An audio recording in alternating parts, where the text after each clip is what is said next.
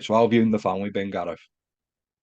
Yeah, pretty good. My boys are now 11. Well, he was 11 there the other day, so 11 and 9. So they're getting a good size. So it's a good crack. It's I'm getting to go and watch them play sport now, as opposed to them coming to watch me play sport whenever I was when they were a bit younger. So that's pretty cool.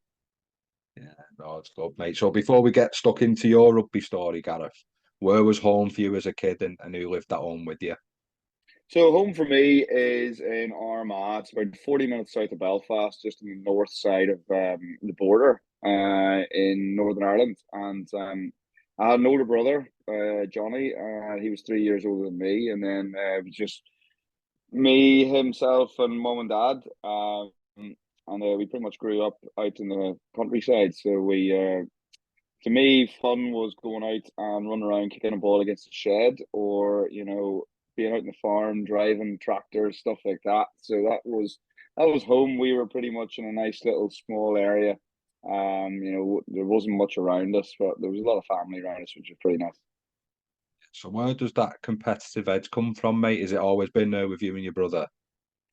Well, he was 3 years older than me, so WWE, well, it was WWF then. Yeah, it It was was, obviously mate. big The in the good days. house. I had a good, yeah, the old days as it's such as I don't really watch it now, but yeah, we grew up with that, and we had every championship belt you can imagine, the world championship, the intercontinental, all those. I never got to be the world champion because I was the younger brother.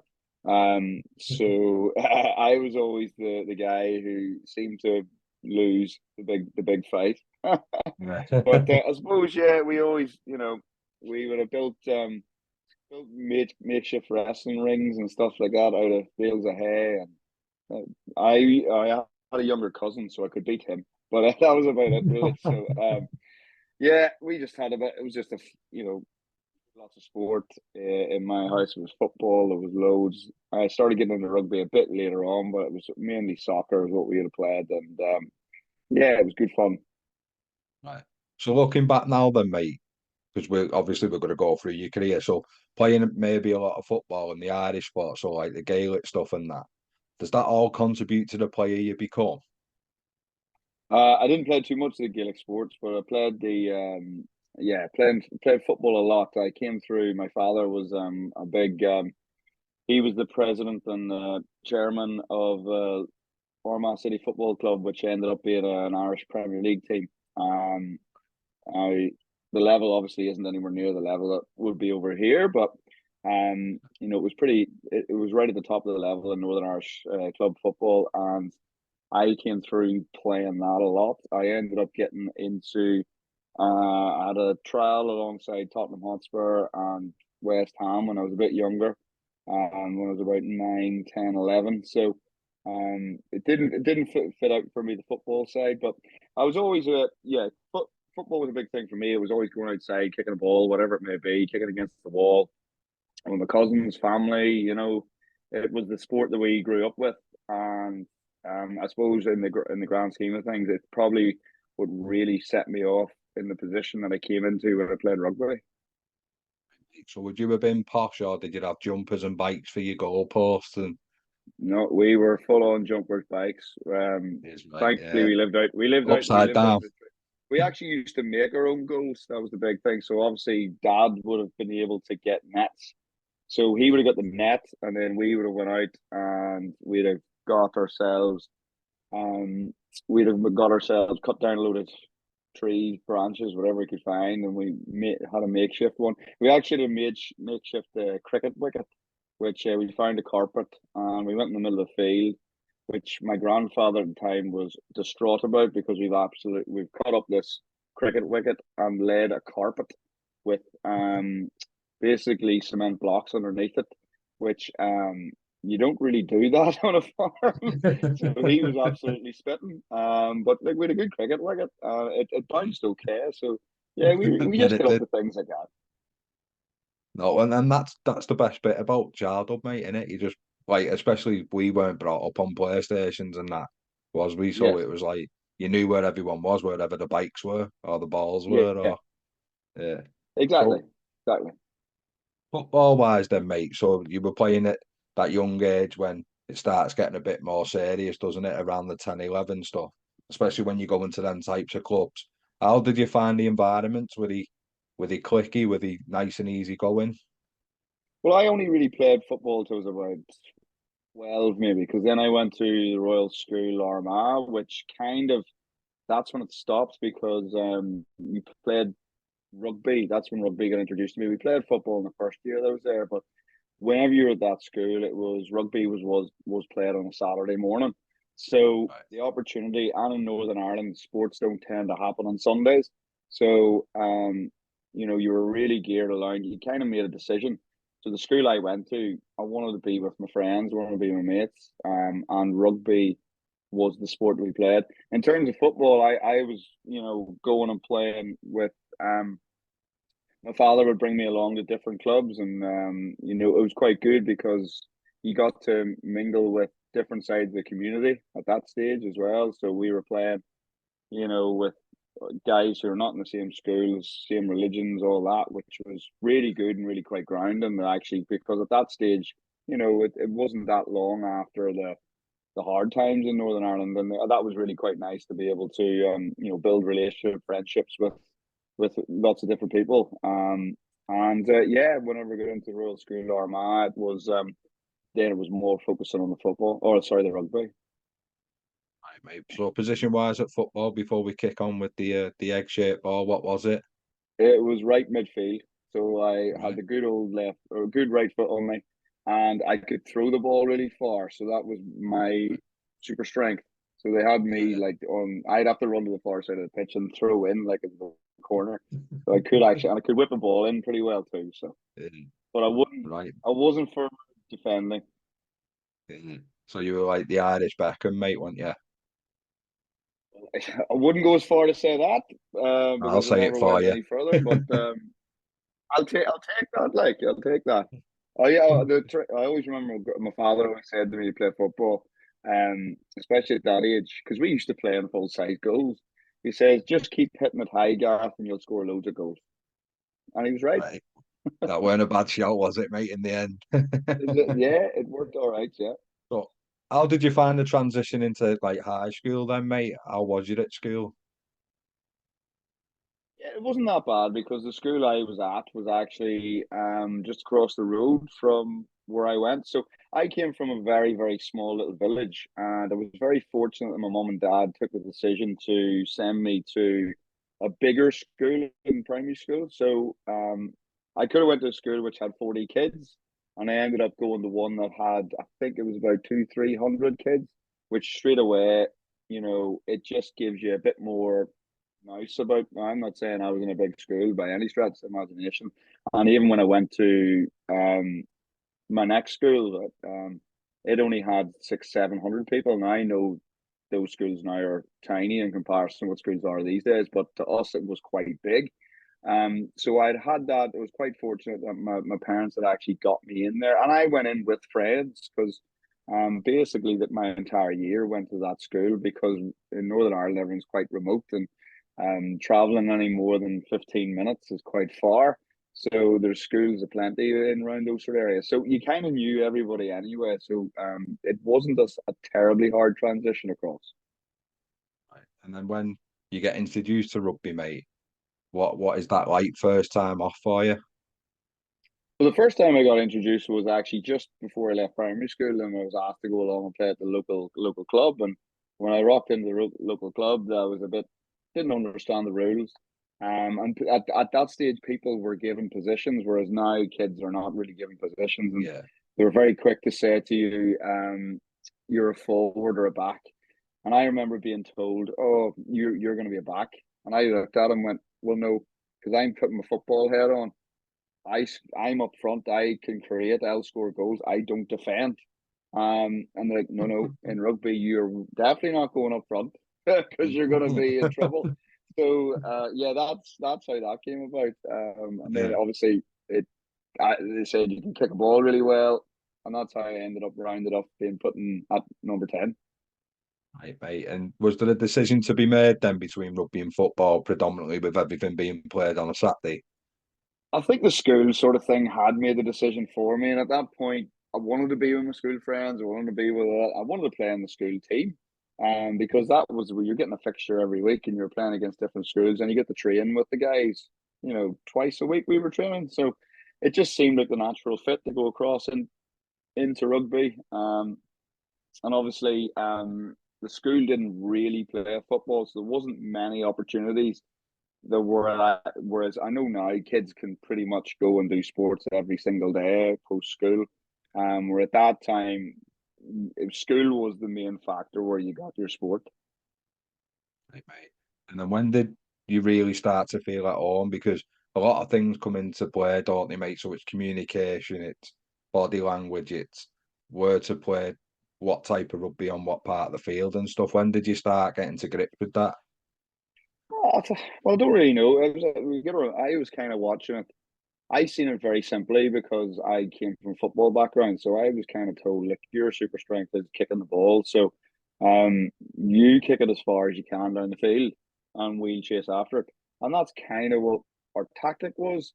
We had a really good outside centre who went on and played for the British Lions. You might know, have heard of Tommy Bowe. So Yeah, he was our he ended up playing fullback actually. And he came from a Gaelic football background, so he had all those skills of catching high balls and stuff like that. So the tactic was very quickly to go. If I wasn't kicking it down the pitch, it was throw it out to Tommy. He'll run around about three people, and then whenever he runs around three people, pass it back to Gareth, and he'll kick it another 30, 40 meters down the field. So it wasn't like rocket science, but it was. We had a good enough tactic, and you kind of started to get the grips of the game a little bit. The more you started watching it, Johnny Wilkinson obviously had become the main guy and was kind of like that was my hero growing up. And you were watching him and you were watching David Humphreys was the Irish number 10. So they contrasted each other really well because Hump was very much a running sort of 10. Not the most physical, but was very good at just playing the game. And then obviously Johnny Wilkinson brought that different element where the kicking aspect was a massive part and obviously the physicality. So there was two really good role models to watch there from my perspective as a 10. yeah. And when did rugby become serious for you, mate? When did like rep opportunities come? So whenever I suppose I started really thinking about it when I was in my second last year of school, because that's when it really kind of felt we were going for schools cup competitions, you were going for these things, and then I started to hear about Ulster schools and Ulster representative things, and beforehand you never didn't really think much of it. It was more just playing with your mates, but then you kind of heard there's these. You started getting invited along to camps. So there was about four or five of our lads in the school who would have been selected to go to these camps. And then you kind of got to see other guys and kids from the school that you're competing against, and you know who they are. And the school that I came from, for us to have four or five players was ridiculous because in the grand scheme of things, for us to compete against the big Belfast schools, because I come from a country school, um, it was quite unique that there was a few of us knocking around, and you know, at that stage it was about getting into those sort of teams, and I suppose I got when we got selected for the first year of Ulster Schools Rugby, that was quite exciting because I'm being perfectly honest, I didn't really grasp what it was because we were playing against Munster and you're playing against Connacht and Leinster. I didn't really know where these places were, so that's how minded I suppose we were about Schools Cup Rugby. It was about playing in Northern Ireland, but actually the concept of playing against Munster, who were down in Limerick, I think we went and played them in. That seemed like a million miles away. Now, what is it? 2.5 hours of a drive or 3 hours, whatever it may be. But to me, that was just ridiculous. So, and then at this stage, that's when Ulster Rugby went and won the European Cup in about 1999. So there's a real buzz around rugby at the time in the province. So, rugby was just getting into professionalism, and it just felt like, all right, there's an opportunity here. Because I always wanted to be a professional snooker player is what I actually wanted to be. Um, but and then it was football, but I always wanted to do something in sport. So Yeah. rugby wasn't exactly the first choice, but we got there. Right, mate. Well, at least you weren't in, like you said, at least he didn't go, oh, you want to play up front, then go up front. No, no, no. Well, if I did, I was Yeah. done. I was like, that was never going to Yeah. work. I thank my school coach for that one. Like, Yes. So do you reckon maybe being a little bit naive with what all that meant probably helped you, Gareth? done. At that stage, like all I want, I just knew I wanted to be a sportsman. I loved sport. I loved being in around it. My mother and father were well into it. They made us do plenty of sports, like from badminton to tennis, anything at all. We always would have been quite competitive with each other anyway. Now wrestling, WWE was never a factor. That was never going to happen. But it was just a nice. The upbringing I had was always allowed. It was allowed to go out and play sports, like you said earlier. There wasn't many opportunities to sit with a screen in front of you. It was four channels. I remember Channel 5 coming in, and that being really exciting, and then Sky Sports coming in, and you were like, "Oh, what is all this stuff?"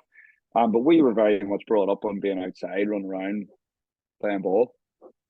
Right, mate. And how school going along with your rugby's progressing at a rate that you probably don't appreciate at this point, and your environments are changing to climbing the elite levels, aren't you, at this stage, mate? So how's school going with that? Are you going in a School, direction you want to be going in school, both on and school off the for pitch? me, I suppose. For me, like I know back now I could have done better. Being perfectly honest, I probably wasn't always one for sitting down in the academic world because I was always my mind would go towards sport, Yeah. um, and it did, and I know that whenever I left school and I went in and did, I didn't go straight into university. I went to an institute for higher national learning.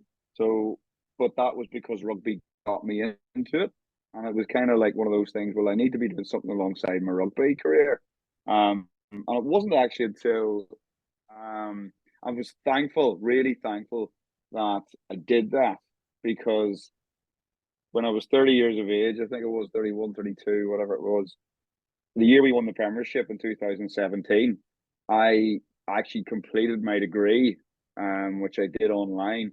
And I only had to do 1 year because I'd done this course Right. 10 years prior. So, and at the time, I remember being quite annoyed about having to do it because I was like, I'm going to be a professional sportsman here.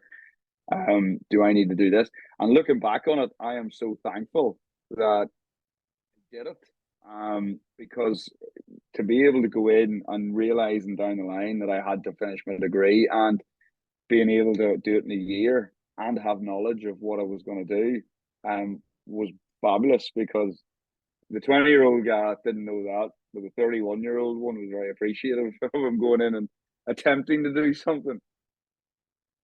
No, because like you said, mate, it's like I know it's because of social media now it's out there about having a career ready after your career, isn't it? Where back then, mate, it was you were probably told just focus on the rugby, everything else will follow.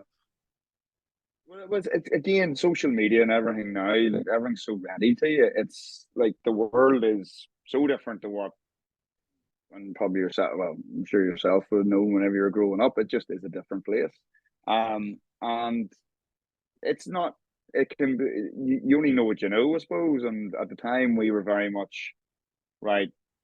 Let's face it, rugby really was only become professional. Whereas the real truth at that point was get an education, get a job, go from there, get yourself in the position to be successful. Whereas you just don't know if rugby is. So yeah, I couldn't pick up my phone and look at what was going on. I didn't have one. No, well, that's the way it is, isn't it, mate? That's the way it was. So, Yeah, how yeah. was you in them challenging environments, guys, as a young team? Sorry. So, how was you in them new environments, the challenging environments, as you climbing the ladder? Did you feel comfortable?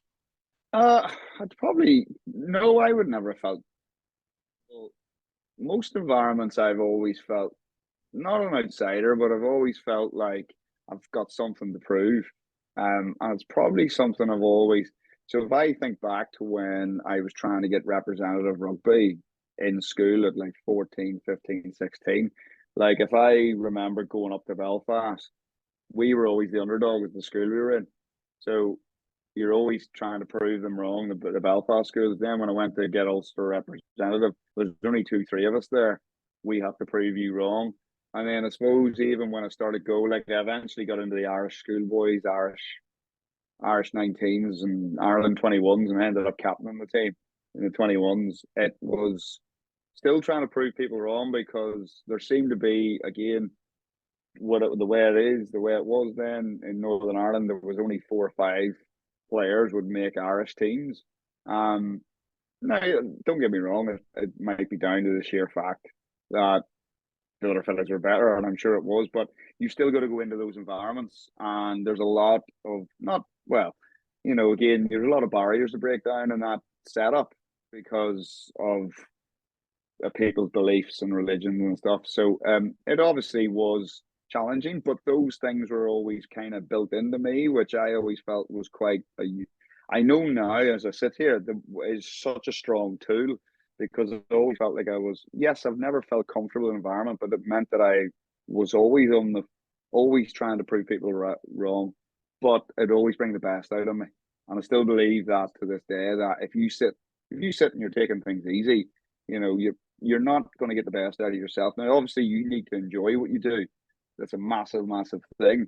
But I get massive enjoyment out of challenges that prove people wrong and prove to myself that I have a belief around what I do and I can be good at things. Yeah. And then, when you come away from the rep stuff, does that leave a marker on you, Gareth? So, like lads start knowing what you're about and who you've played for and stuff. Do you start getting the late hits off a kick or like a little bit of treatment on the floor and stuff? I suppose, but I'd expect that in the game. I expect that all the time, whether you've got rep stuff or not. It's kind of as an outside half, and you'll know if you're playing in your position. If you got hold of a 10, you were going to have them. You're not going to miss that Oh, it's a gift, opportunity. isn't it? You see, you don't miss that opportunity, so that's Yeah. part of the game, or what I believed it to be part of the game. So, um, I would expect niggle no matter what. I suppose you go into games, and I remember when I was about 20 years of age, and I was playing, with men at this point, the adult game because you've been used to playing underage stuff. And it wasn't like again back in those days, if you were under 18, you didn't play senior rugby, you were protected. Um, Whereas I suppose when you got in, there's always an older fella in the opposition squad who goes, have you heard about they've got a young Irish under 18 or 19 bloke here playing 10, right? We'll rough him up a wee bit.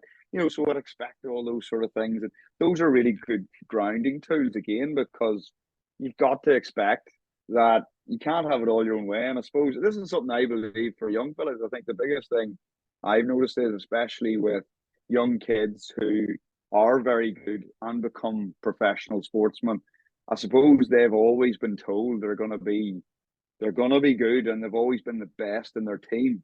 But as soon as they become 18, 19 years of age and they get that contract or they get that development contract, whatever it is, and they start to go train with the first team, they have to deal with the fact that they're not the main guy anymore.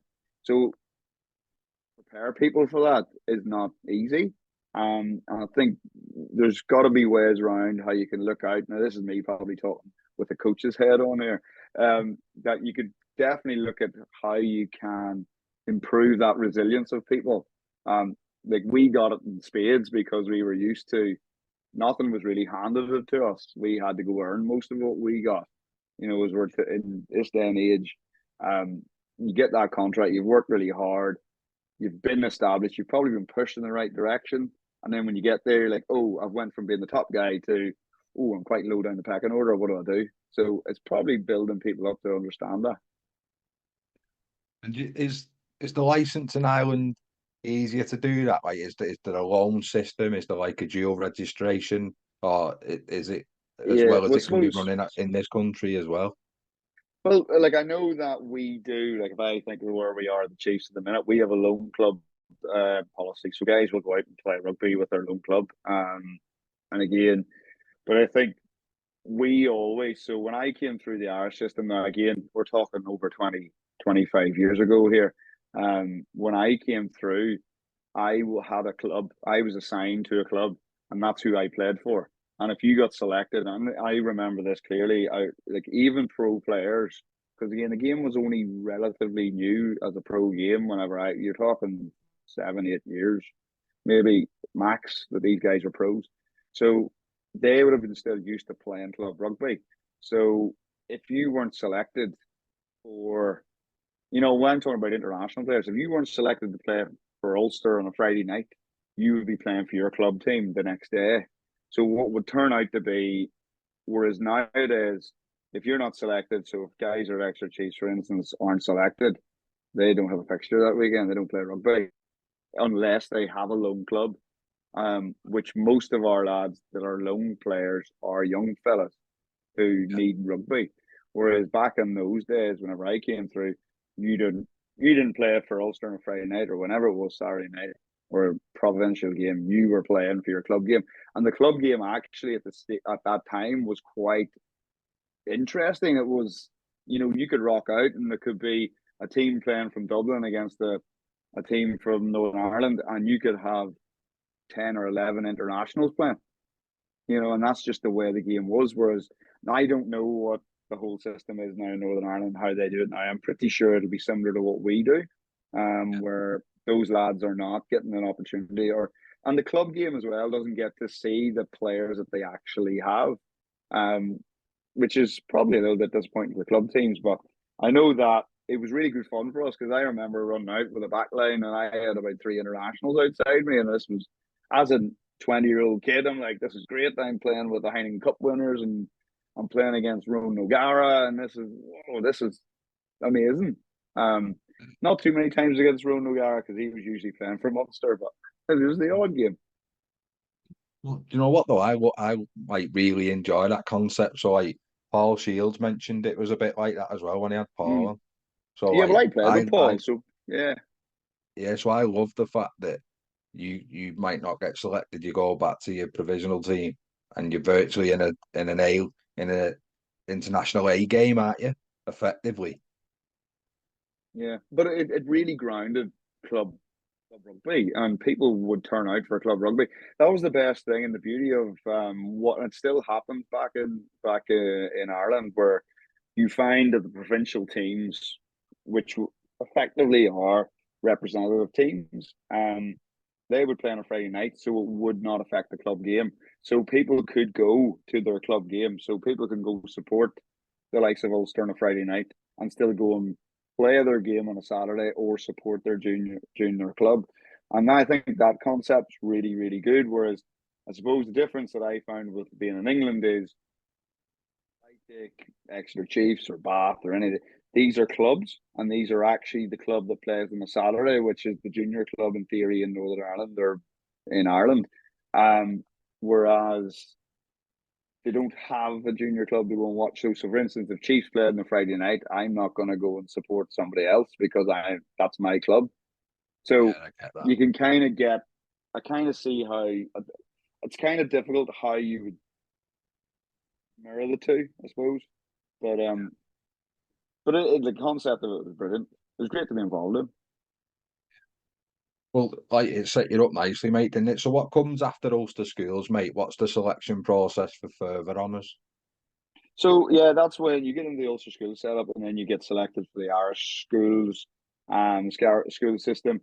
As you move out of school, then it becomes, at the time it was the Ireland under-19s, which has now been binned off because there were so many guys getting through to actually get senior contracts. But I went through an Ireland under-19 system, which is basically again very similar to the schoolboy stuff.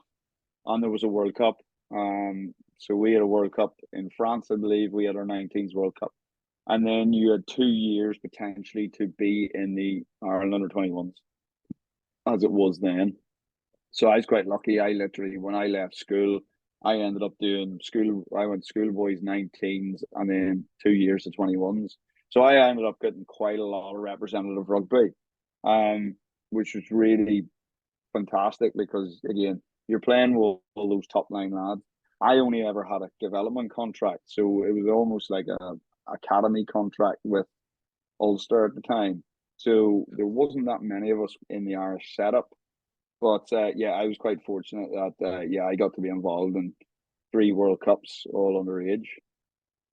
So how is that environment when you told you go in, mate? What's the logistics of it all? So do you have like pre-World Cup camps and things like that? Yeah, So the under-19s was basically we got right. We had a couple of fixtures where we played against Wales and Scotland before we went. So it was kind of more we got ready for the tournament, which the tournament took place. I believe that was in round sort of April time.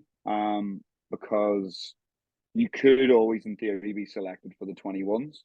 So there would have been a couple of our lads who were 18 who might have played for the Ireland under 21s. Not many, but the odd fella might have got in.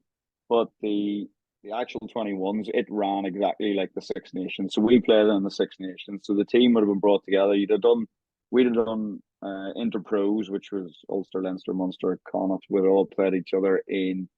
We all played in round that September, October stage. We'd all play against one another. And then after that, there'll be initial squad selection. Would have met up around Christmas. Squad selected for the Six Nations. You play a Six Nations campaign. And then we got ourselves ready for a World Cup in June. And were they every other year when you're in the Junior World Cup, Gareth? No, they would have happened every year. So and but it still happen now. It's just the 20s now. So they will still have their tournaments every single year. But for us I think that's probably why they got rid of it because the 20s because it just made more sense that there's a lot of tournaments going on and actually Reading because you got a schoolboys. There was also an Ireland under 18s team, which was not that was club rugby people. So there's a lot of opportunities for you to play. And that meant there was a lot of kids coming through at the time. And like I was very fortunate. I played with a lot of guys who were senior Ireland internationals. Like the first, I think like Johnny Sexton was my understudy in my last year, 21s. I got to play with Jamie Heaslip, Tomas O'Leary, Tommy Bowe. A lot of those boys went on and played and got capped. And we had a good successful year. My first year in the 21s, we made the final. We played against the All Blacks, and I think they ended up I think having about John Afoa, these boys, loads of fellas who went on and won the Rugby World Cup. So they had a good team. But we got to play against some great squads. We played Australia in the semi-final. Drew Mitchell playing, Adam Ashley Cooper, these sort of guys. So it was really quite good fun. And you got to meet those guys again later down the line. I think Jerome Kano was a great one. I got to play against him my second last game of my career when we played Toulouse here at Sandy Park. And Jerome Kano came into the change room after, and we actually could have a laugh and a joke. And this guy went on how many caps did he have for New Zealand, and he still talked about the fact that us playing them in the Ireland under 21 final. So it was quite cool that you can still talk about those sort of things with people. Oh, that's class, mate. That's what it's about, isn't it? And I don't think you'd appreciate it till people like me come along and mad you probably. But it is them memories, isn't it, Gareth, that you cherish really. Yeah, well, that's the whole thing. That's the beauty of our sport. You can do that. You build relationships. You see people down the line, and even when I first moved over to Rotherham, as an example, I ended up. The funny one was I played in the other Ireland or 19s, and I remember swapping a jersey. It was a training jersey I swapped. I swapped it with Joe Bedford was his name. He was the scrum half for England. Thought nothing of it. Yeah, I'll get a bit of English kit. That's fine. Rocked up the training in Rotherham. This is what 5-6 years later, and I'm wearing the England top. They don't be saying I'm running around in England top, an Irish fellow wearing that, but I was wearing this England top, and he went to me, "That's my jersey you're wearing." I went, "Well, what do you mean?" And it's like, "That was the jersey you swapped with me. There, I'm standing with him. He's going to be my scrum half for the year." It's just small world. Crazy. Yeah. So And exactly that's the right phrase, mate. It's such a small world, isn't it? You just never know when your paths will cross. absolutely, yeah. Yeah. And you've had a good relationship with your back row at your new place, so they can look after you, don't you? Yes, exactly. Same with the front row, if they're winning your scrum penalties, that's always important Yeah. too. Then you get to kick it over the bar and you get all the plaudits while those fellows are sitting there going, Blowing. exactly. So when you chat with Ulster comes about a contract, mate, what are them chats like? Because you've said you're on an academy style contract at this point. So where does the conversation go with that? So at the time, I had just finished my 2 years in study in Belfast Institute. So at this stage, I'm looking at another year going to the Rugby World Cup with the 21s. I'm just getting the 21 squad, but there is an opportunity for me to get a contract. So what they did with me was they brought me in. I worked in the Ulster branch, so they had me in as a club registration officer. So what that meant was um, I would go in and work in the office, and I would every junior club that was in Northern Ireland at the time, or every rugby player has to be registered and have a number and a serial number. I was the guy that they would send it to, and I would make sure everybody was legally allowed to play the game. So I got to do that. So I got to work in the office in the branch, and alongside my training, it was a way of giving me a contract without giving me a contract. If you know what I mean, it was more like we'll get you an opportunity to work, plus we can pay you for that, which actually means we can pay you to train. So I was actually getting the good thing about that was I could actually train with the first team quite a lot because they trained at Ravenhill, which is basically outside my office, and I could knock in, get the work done, and it all kind of lined up quite well. And again, I'm very very thankful that Ulster Rugby allowed me to do that because again, it's given me another great concept and another opportunity to work.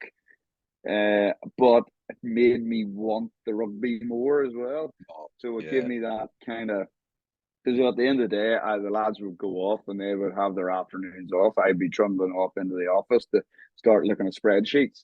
So yeah, it was. I had a couple of years of that while playing. At this stage, I'd moved to Queen's University, sorry, at this stage, I'd moved from Queen's University to Dungannon Rugby Club, which was one of the top rugby clubs in the country in Northern Ireland, where a lot of the Ulster players were at. So that was my junior clubs, but I was the main guy playing, which allowed me then to go on and play representative stuff at that stage. And so when you said you captain the 21s as well, mate, sorry to keep flicking back into Yeah, no, yeah, go is for it. lead. Do you think you'd always had that leadership in you, Gareth, or is it something you develop? I think for me it was because I was quite a shy kid, quite shy, quite reserved. Move even going up to Belfast to me was a big thing. Um, and that was only an hour up the road to drive, so it always felt like a massive step. To get into the Ireland, I think whenever I went the first year into the Ireland under 21s, I had been involved with them for a year. And whenever it came through that, obviously we'd just been to the Rugby World Cup final. So it made sense almost because I was playing the position I was in. Again, I was never feeling comfortable, excuse me, because I was always that, oh, should I be here? I've got to prove people wrong, and all this sort of thing. And then I had the same coach the following year, and he sat me down. He says, "Right, Gareth, I'm going to make you skipper. You happy with that?" And I was like, "Okay." Yeah, that's one. Well, I'm not going to say no to that. One Who unbelievable says honor, no? but Yeah, yeah. well, exactly. But then I'm sitting with yeah, and the other thing that worked with that was when I was captain, I was going to get selected. So it was like, oh, this is good. But it was then right. I've got to get my head around the fact that I'm now the guy that I felt really uncomfortable trying to draw all these different people from different parts of the country with loads of different angles and things you had to work out. So I had to then embrace that and get over it. And actually, something I really quite had to get my teeth into. Now, it wasn't the most easy thing, um, but again, for the position that I played, and I had the reputation from the year before playing in the finals, and at that stage, people would have looked and went, okay. So, but it also meant that there was a lot of pressure on me because I was captain, I was kicking goals. I had to make a. I remember worrying sick about making speeches after the game. After the game, and I remember going to Italy. I think we played Italy in my first cap as captain, and I had to stand up in a room full of Italians, and let's just say I didn't really try to speak Italian, which was daunting enough for a 20-year-old kid. But Yeah. it was like most of the Irish lads struggled to understand me. The Munster lads would struggle to understand me anyway. So yeah, it was interesting. So speak a little bit about that if you don't mind, mate, because I don't think us fans sometimes realise the roles and responsibilities away from the 80 minutes that it entails. Yeah, well, I suppose of course I've captained a load of teams since then. Yeah, But at that point, it was like the responsibilities probably weren't the same as what they were when I got older and more established in the club. Obviously at Chiefs, yeah, but at the time in with the Ireland setup, it was very much about you've got to because you're only together for a short period of time. It was like right, we've got to get everybody first of all on the same page. You've got to get everybody. The first thing is we've got to get to know each other as quickly as we possibly can. There's no point in us all going around, and if I don't know what makes him tick, and he doesn't know what gets me in the mood or enjoying things. So we've got to build a relationship. So we were very quick to do little team bond and things. Like I think even back to a pre Six Nations camp, we were away, and we were very quick to. We were in a room with one fella one night, and then the next night you're in a room with somebody different. You had to build the cliques down. So Munster players were never in rooms with Munster players. It was very much built like that, and you wouldn't have had backs sitting in a room. You would have backs for forwards, and we tried to build it and do it as different ways as possible. But obviously, you're going to get that at that age. We were such young kids too, so you would always would shy back and go with their friends because at that stage too. Well, I suppose the world wasn't as ready as it is now, where you can pick up your phone now and see yeah. everything's different. But even then, it was like getting on a train to travel for an hour and a half was quite far, and most of us were doing that. So that was quite it was quite interesting at the time and building those bridges. But we were quite fortunate. The other good thing is, you could sit and have a beer because you were over 18 at this point. Whereas the schoolboy stuff was a little bit harder, easier and to sit down and go, right, let's play little games, or we've just played a match and we'll have a beer, we'll have a chat about it, da da da da. So you can build those relationships up.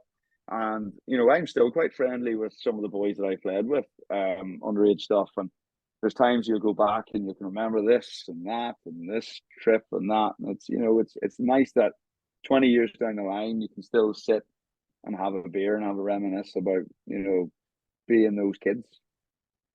It is, mate, and that is what it's about, isn't it? Again, we touched on it, but it's the memories and the relationships you make far outlast the game, don't they? Absolutely. Well, I couldn't tell you the scores in any game. I know, like honestly, wouldn't have a clue. But I do know that once we made the World Cup final, that the Irish president was there and he came in and he put his card behind the bar and everybody was quite happy in the Glasgow hotel. So it's things like that you do reminisce and you can remember. Brilliant, mate. So when you're playing at Dungannon and you you end up signing for Rotherham, don't you, mate? So how does that conversation come round, and what did they do to convince you to come over? Because, like you said, like being outside of where you're from felt an age away for you anyway. So it really wasn't a decision because so Belfast Harlequins was the other big club in Northern Ireland at the time, and they had a coach called Andre Bester who was trying to sign me to go there once I left Queen's University. So I did 2 years of Queen's and then I ended up 2 years at Dungannon before I went to Rotherham. So he was wanting me to go, and I got advice from people at Ulster Rugby not to go there. You're basically trying to spread the talent around the clubs. So the advice was, we've got a 10 there at the minute who's in the Ulster Academy system. We need one to go here and XYZ. So I ended up going to Dungannon. And so when it came about, I was sat down, and at this stage, I was told by Mark McCall at the time, was the Ulster coach, and he said, I'm sorry, Gareth, but we're not going to offer you another contract. Well, we're not going to offer you a contract because they didn't have one. And I'd advise you now to go and look at potentially other options, whether that is in employment or something completely different. To which point I went home, cried sort of my mum and dad, going, "What have I done?" I'd obviously, what am I going to turn to? And I had a fellow looking after me at the time. He just started an agency. And at this point, he picked me up from the Rugby World Cup and he goes, "Let me make a few phone calls around." At that stage, nobody was going to be picking up a young kid who hasn't done anything. Um, Got in touch with Andre Bester, who'd just been to Rotherham. He was only there a year, I believe. And he said he would bring me across. Now, at the time, Rotherham were a professional outfit, so leap of faith where they turned around and said, if you come, you'll have to work in the community section to basically earn your money as such. So I went over and very low salary in terms of rugby contract and no clue about where I was going. I ended up, there was no sat nav, so you had to print it all off, and I drove the car over. I got on the boat. I remember my mum and dad driving me up. Well, I drove up and they drove in the car behind me. Get on the boat in Belfast, and my mum and dad crying sore while I cried and waved from the boat too. And then off we went, and arrived into Liverpool, and I just set these sheets in the car seat beside me and went, right, how am I going to get to Rotherham? It was literally, here we go, driving along. I've completed that sheet, threw that sheet out now, and it was like, I got there eventually. I had nowhere to live. I arrived, I drove straight to the club, and I walked in the door and said, hello, everyone, because I had not organised nothing because I thought the club might help, whatever. Walked in, nowhere to live, and I think it was the lady who was like the secretary at the club at the time said, oh, I've got a spare room. So I went, and that was me. I was off to somebody's house. I just literally met as I got into the club, and had a couple of days there, met a couple of boys who said they had a spare room, and next thing you know, I'm in a room in a single bed in this little small room, small townhouse, about half an hour, well, 20 minutes from the ground, or what, as a walk, because I didn't really drive. So I walk up to it. So that was really eye opener, to go across. And when I think of it now, I'm like, it actually was quite daunting, because driving to Belfast from Armagh, which is a 40-minute drive, was a big thing. But going over to England and seeing 3 lanes, complete different kettle of fish. Well, I was going to say, like, can you remember what, like, that first night must have been questioning everything when you lay there in, no offense, at stranger's house, bless her, and all she's helped you out and that, Yeah. but you must have think, like, surely, what have I done crossed your mind? Oh, completely. And it crossed my mind for Yeah. many things. And the other thing that happened then was I had just, my father literally, the day that I thought, well, the day that I said, yes, we're going to Rotherham, was the day he was diagnosed with cancer. It was the exact same day that I said, right, mom, dad, that's me, I'm away. And they were like, well, here's the news we have. And you're like, right. So it was all very, very massive things were happening. Um, and that was me getting myself off to get ready to go to Rotherham. That year was the year my brother got married, so he was moving out of the house, and I was moving out of the house, and it was a lot of things happening. And then my dad gets diagnosed with cancer, and you're like, good Lord, what? Everyone's just going. Um, Now at that stage, my father, well, he passed away from it, but he didn't pass away for another 18 months.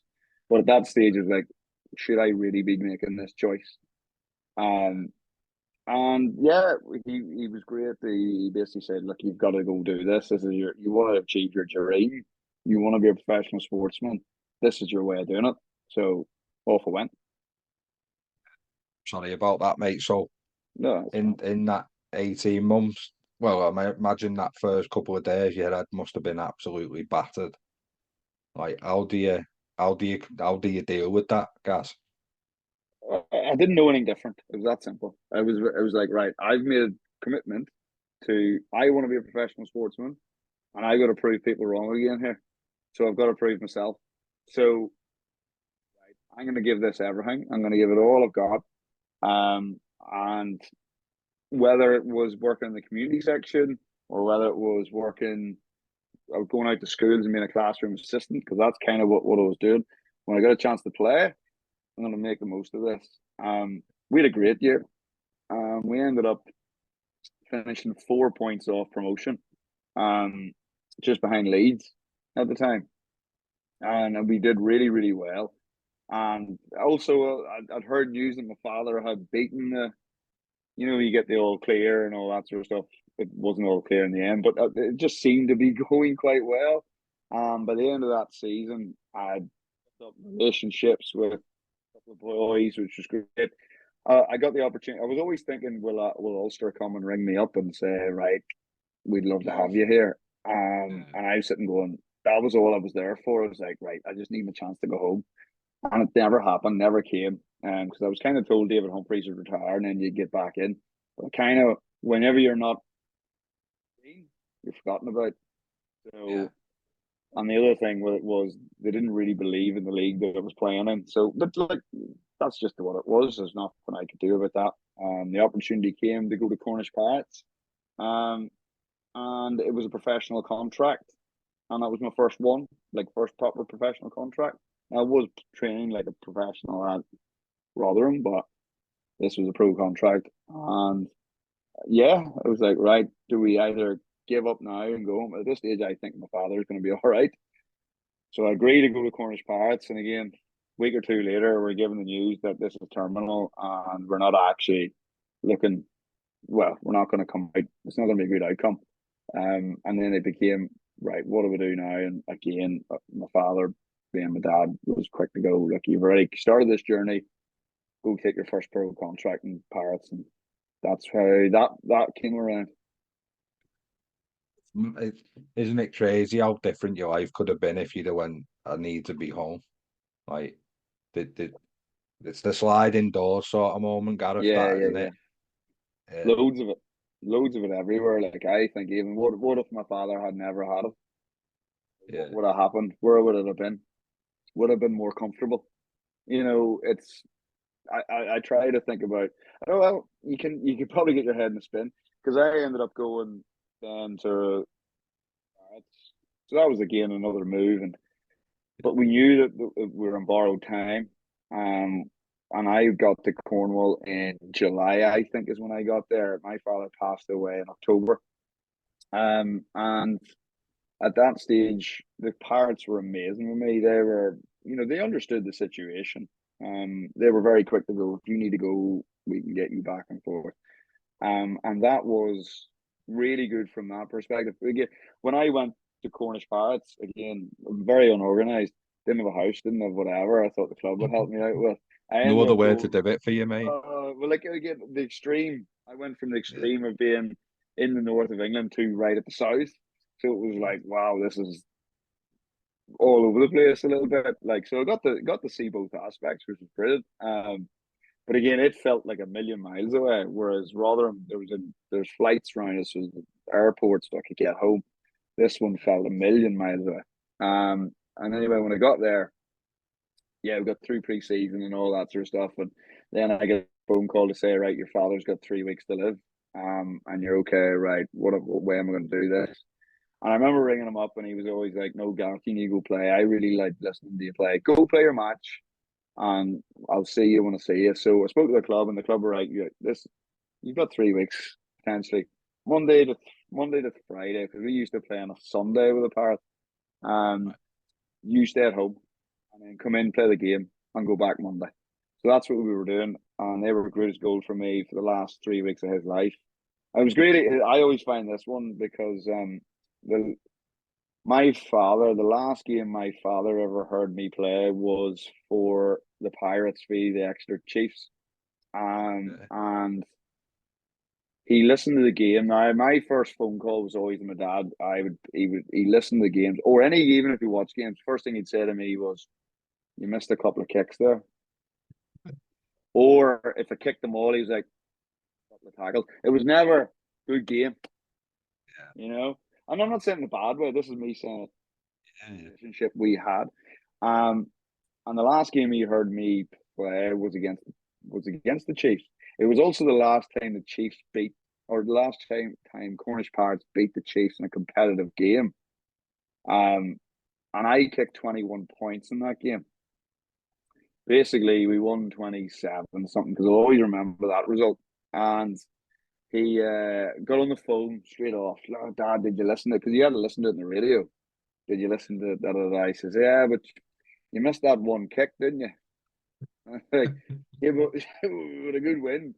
And that was kind of what it was. I jumped on the plane the next day, and he passed away that Thursday. So it was like incredibly tough, obviously, because we were quite close with the family. And then I flew back to Cornwall. And probably now, when I look back on it, I got myself into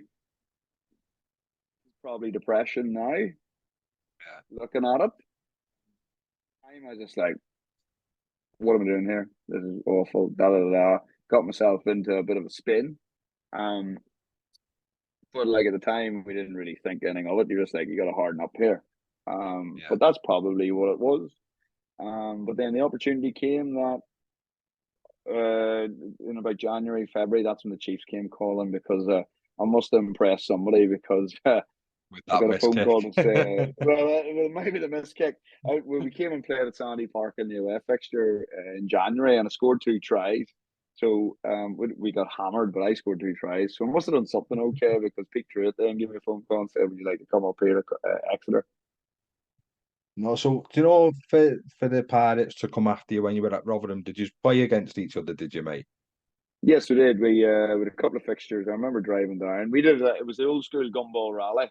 Whenever we left Rotherham to get to bus, so we just went right, rolling cars. I think we took 6 cars down, and it was like you had to hit checkpoints because it was quite a drive. I think it was like 6, 7 hours, maybe more.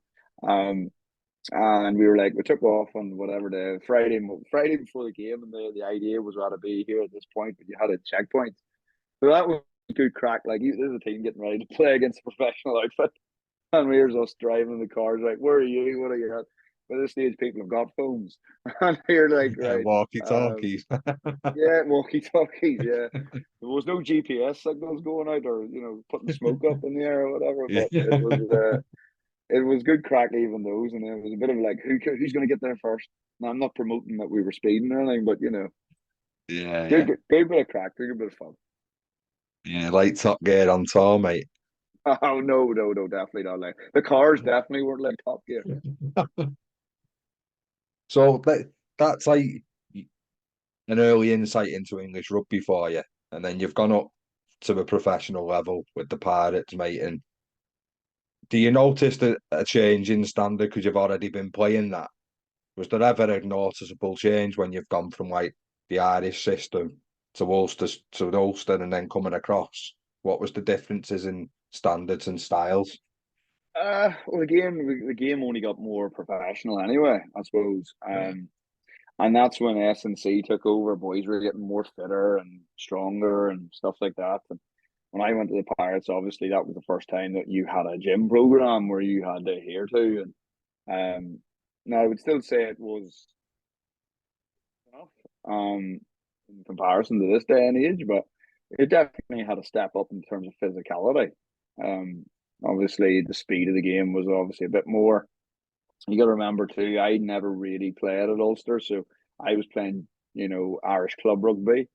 Um, so, and yes, you had international boys playing there, but how interested they really were in those games, no. But definitely seen a standard increase because again, we were playing. There was probably about 4 or 5 teams then who could get promoted into the Premiership, so the standard was reasonably good. There'd be obviously teams you would go in and you would put 50, 60 points on, but that happens. Not going to happen in any league. and how did you settle in, mate? Was you started being like a leader at the Pirates? Is this where you started moulding in? Because obviously we'll talk later on. You become club captain at the Chiefs and stuff. So was you already in Well, that mould? I think that just the position you played, you were always kind of in that position. You were always in that sort of leadership thing. I was only ever at Pirates long enough. I was there for a year, and that was the year my father passed away. So, that first month or 2, 3 months, I was kind of in and out because I was Yeah. traveling back home and quite a bit. And then when I came back in, like I probably, in the grand scheme of things, didn't have. Okay, I know that I could have had more influence with the Pirates if certain things hadn't happened in my life at the time. And I remember people saying, "Well, why is he leaving? He's done nothing to warrant going." The truth in the matter is, when it came to the contract negotiations, I got offered the exact same deal from Chiefs as I got at Cornish Pirates. The big reason I went was the experiences that I'd had with my own personal life and the fact that there was an airport literally 3 minutes from my door, and I could be in Ireland and home in, back with my family within 2 hours. So quicker than even from Exeter to London, I could be at home and not sitting in the airport and everything on top of it. So that was a massive factor. Plus, people could come over and see me as well. So that played into it a bit as well. Personally, mate, everything's changed for you. Whether people understand it or not yet, that phone call's changed the rest of your life. Yeah, I know 100%. The whole thing just to go up and you can see now. Don't get me wrong. When I seen the Chiefs and everything, what they were trying to achieve, you could see that there was a vision, there was a goal, there was definite opportunity to go forward. So being in that environment, obviously, see the progression was exciting. And the story, the dream that was sold to me was we're bringing all the best players from Plymouth Albion, Cornish Pirates, and Exeter, and we're going to put them all in one, and we're going to put a real push to be a Premiership club. Which actually ended up being a detriment to the Chiefs my first year because we had too many players who become disgruntled, and the squad we had 50 senior players. Now, don't get me wrong, we're not playing like Premiership wages at the time, but we had 50 senior blokes who had to fit into a squad of 22 on a weekly basis. So we going to struggle. But like it was again, we had a good squad, we had a good group ethic, we had good coaches in around us and stuff. It just didn't work. Yeah. Oh, and them little things, were they in place the minute you got there, mate? So the building blocks were definitely in place when you got there. Yeah, no, you could totally tell this was a professional outfit, and it had one goal. This one goal was to go up. When I was at Pirates, there's no disrespect there, and it was pretty. Everyone will know that when you look around it, it wasn't ready for Premiership rugby. They didn't have a stadium, it didn't have the protocols in place. Where you went to Chiefs at the time, you could see that the infrastructure was there. You could see that there was investment. You could see that they wanted to go places, and ultimately, well, it has happened. And so when that playoff game come along, mate, before we talk, do you agree with the two-legged playoff? Yeah, I Yeah, do. I do. I like the idea because now that I've been involved with it, now don't get me wrong, I came out on the right side of it. yeah. But we all agreed. This is the thing, and people will say, "But sure, should be the team at the top goes up." Yes, yeah, but if you agree to that before the competition starts, 100%. If you look at soccer and you look at football, the top team in the Premier League is league champions. That's it. End of story. They've all agreed to that at the start of the year. I've been involved in a couple of finals now. To me, the showpiece is amazing. See when we get to go to Twickenham, or whenever we got that big, that is so good to be involved in as a player. But I have no doubt, if I take the championship as an example, we geared our season around peaking at the end of the year. We didn't gear it to peak throughout the year. We were like, no, we are going to be physically ready when we come to those finals. We talked very quickly. We are going to win this thing, and there was a period of Christmas we lost 3 games in a row, and everyone's like, the wheels have come off. Well, what nobody knows is we were doing 4 weight sessions a week and barely doing any training because we're going to do a mini pre-season in the middle of the year, which means we are going to be in physical peak shape when we need to be. So we had guys in place like that who thought like that. So you could see that we had a team there that was ready for going up into the Premiership. So you were ready for the business, and when the business come, That yeah. was, and I suppose we've kind of always tried to think like that as well. So start fast, maintain, and then get yourself ready to go again at the end of the year. You And reckon you're probably it's ahead worked of the really well time for then? us. Sorry, Gareth. Sorry. You reckon you were probably a little bit ahead of your time then in that mindset? Well, I don't know because I was never at other clubs. And Yeah, we can only say from what I experienced myself. To me, it just made sense. You want to win. You win. You don't. You win finals, and you're on the right to be in big games throughout the year. You have to. Um, you can't play. It's like anything. You can't win. You can't win the league in the first month. You can certainly lose it. Yeah, So it was about fast start, put yourself in a good position, then understanding there's going to be a low, a mull.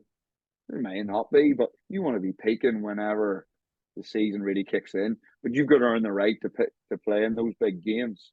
So you've still got to take maintain it. You over. can't just go. Yeah, You can't just go. Oh, well, wait till the end of the year and we'll peak. Well, you might never get to the end of the year to peak. So I think as a club, with some, our S&C guys in around us, we had a lot of military guys who probably were used to thinking strategically, which was really quite useful, and imprinted on the rest of us, especially as players. It definitely imprinted on us. right. And then when you're approaching that business block at the end of the year, mate, what are the conversations around sticking around? Because I imagine it would have been dependent. Oh, so whenever we got the year we finally got promoted, the entire squad had signed up for the year after. So regardless of whether we were going up or staying put, we were still all staying at the club again. So that is a very powerful tool because we were like we were going to achieve whatever we are going to achieve together. Um, and the club, we actually the lads that were there were all told, I go back to that mentality, they weren't good enough somewhere else. Um, and we were a bunch of misfits brought together to try and achieve something. And that was again a very powerful tool because we were told Bristol were here, Bristol are going to go up, Bristol just got relegated there, the top team. We were sitting going, yeah, great, great, yeah, Bristol, they're going to stay up, they're going to do this, they're going to do that, because we knew deep down we'd beaten them home and away. We knew we could turn it on when needed to turn it on, and we kind of used that again as a fuel, going, here we go, we're going to prove someone else wrong, we're going to do this, and yeah, race history and that, I suppose. Yeah. So just before we move on from after that game, mate, when you're playing at Jam, and is it difficult to maintain the intent that you would have for a Bristol than it is for the lower end of the table? Because facilities are drastically different as well, Gareth, aren't they, and travel and all that sort of thing. I think it's incredibly grounding. Well, like for me, again, didn't come from a profession. I didn't come from a Premiership team at the time. We had a couple of lads who dropped down who bid to these Yeah. other places. So to me, and again, it's all very fresh to me. What am I in my fourth year of English rugby, third year of English rugby? So it's still quite exciting going here to these different places. Like I would drive into places and not have a clue what I was going to see. Now, I'd been to a few of these clubs, but a lot of the time I didn't have a clue. Um, but we were quite good. I think the way the coaching staff kind of lined us all up, they kind of kept it all very fresh for us, and we would have little video montages that would like build you up going into games, and would have little awards, little targets we'd try to hit and meet throughout the season. And when you met those targets, you get your reward. The other good thing was too, we were, because we built quite a good culture, we're traveling away, we would always have had a beer or a bit of fun on the way home in the bus. Like, the bus was probably as good as any bar, restaurant, nightclub, whatever you want to put it, that you'd be on. You could do that and then go home and have had a great night. So we would have always made fun trips. And at the time, no disrespect to other teams, but we were strong and we were winning. So winning became a habit. And actually away trips were good fun because you knew for us an extra, most trips were 2-3 hour bus trip home. And you can have a lot of fun whenever, in an old school bus trip like that. Especially with a good buy-in, mate, can't you? Well, the thing, yeah, but like there was no phones, there was no sit and watch movies on. It was like you sit down, you have a beer with the guy opposite you, and with a good sing song or whatever on the way back. Hard games or whatever like that, mate. So when them good times come then, mate, and promotion come, what was the buzz like around Exeter? And And were the crowds always as big and as loud as they have been in the last few years?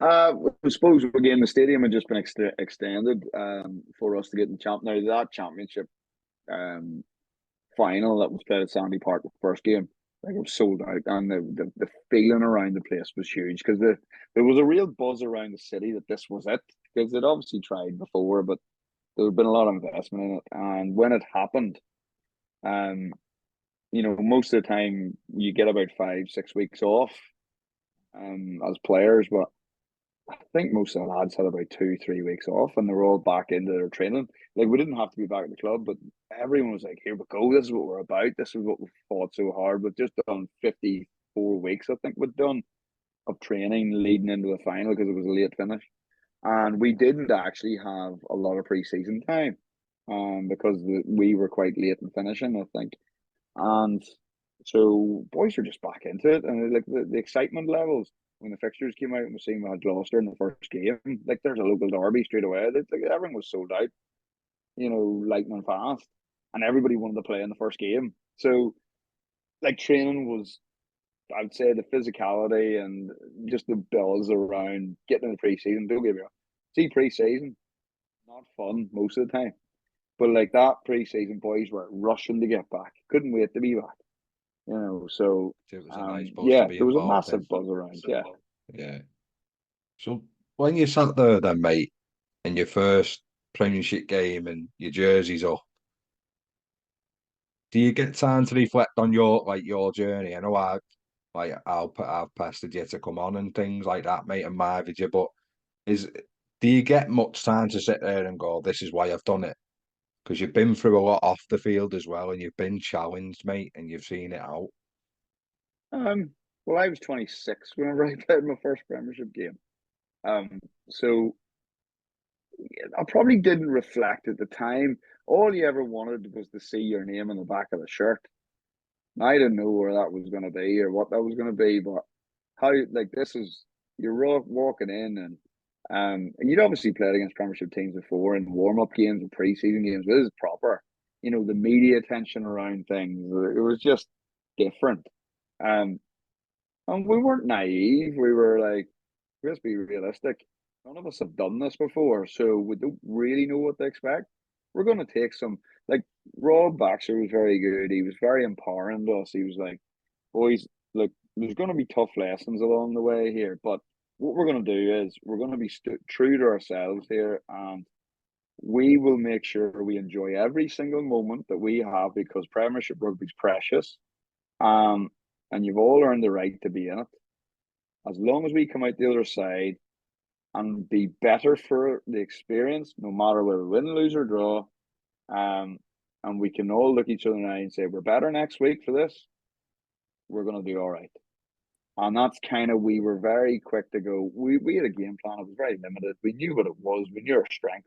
We knew it would work against most teams, but we knew that's what we were about. And we stuck to it, and we went well, and it worked. I suppose the confidence we got was we beat Gloucester in the first game with it. And to win that first game probably gave us an unbelievable confidence. We then went to Leicester, who were the championship champions the week after. Um, and with 10 minutes to go, we had them beat. And I've no doubt if we played that fixture again, a month with a month's more experience in the Premiership, would have won it. So, but we would have been better for it. And we had a great year. We were empowered. We were allowed to make mistakes. We were allowed to enjoy it. We were allowed to go to training ground. We were allowed to go to grounds, and people were like, "Wow, here we are. We're Twickenham Stoop or whatever." This was so exciting for a lot of us. There's TV cameras here. There's people videoing. It's just not what we were used to. So there was a massive excitement around it. So when do you think Exeter lost that surprise factor then, mate? Because I imagine there was a little bit about that. Oh, I would say we probably didn't lose it for about 3 4 years. If I'm being perfectly honest, I always think people always seen us as their second favorite team, and I understand. I understand why we were the underdog team. Um, I would say we probably weren't really taken seriously, for about 3 4 years until we started getting into the Heineken Cup. Right, it's mad Because to I think think, that, mate, innit? Well, I think we even then, like I even remember London Welsh coming and playing against London Welsh about 5, 6 years into our Premiership lives, and we're playing London Welsh, and they've just been promoted, and everyone's saying, "Oh, London Welsh have made this sign and that sign and da da da da." I think Thomas Walderman signed for us. We must have been 2015, 2016. And everyone's like, London Welsh are going to win this game easy. And we were sitting going, right. They've signed Perry Wupu, they've signed Ollie Barkley, they've signed a few players. We were like, all right, some good signings there, da da da. We went out and put 50 points past them at their place with no response. And we went, Yeah. all right, they're still writing us off. You're sitting going, No, well, yeah, I bet you did actually. So it just fed you, didn't it, more than anything? yeah, but but again, I go back to that mentality. Like for me, I've always Yeah. been back against the wall sort of job. So I love proving people wrong. And I think people talk about what's the most powerful thing about Chiefs. Well, we were constantly told we weren't good enough. Like we weren't good enough to win we weren't good enough to get into the Premiership. We weren't good enough to stay in it. We weren't good enough to make the Heineken Cup. We weren't good enough to win the LD Cup. And you can just see how it's snowballed. Um, and now it's eventually got it. And now we're at the point now where if you look at the squad now, we're probably going, oh crikey, right. We're probably back at the level where we need to go. We need to start building it back up again. Big transition sort of thing, isn't it, at the Yeah, minute, we've mate? kind of come not full circle because we're definitely Yeah. not at the level we were at, but we're not Mm. at the level we were a few years ago. But the potential within, I know I'm talking now really, I'm talking now the current squad, but the potential in the squad now is still huge. It's just, Yeah. it's a younger group. And it's like you're producing your own talent as well, guys, which, like you Yeah, well, mentioned that's the before, you thing. were having to go out and get it, weren't you? Where now you're Yeah, well, producing like your own. people grow up wanting to play for Exeter Chiefs. I didn't grow up wanting to play for Exeter Chiefs. That's me being perfectly honest. And the boys that played in that championship squad didn't grow up wanting to play for Exeter Chiefs. I think Richie Baxter was the only one because he actually did. But the rest of them were all brought in.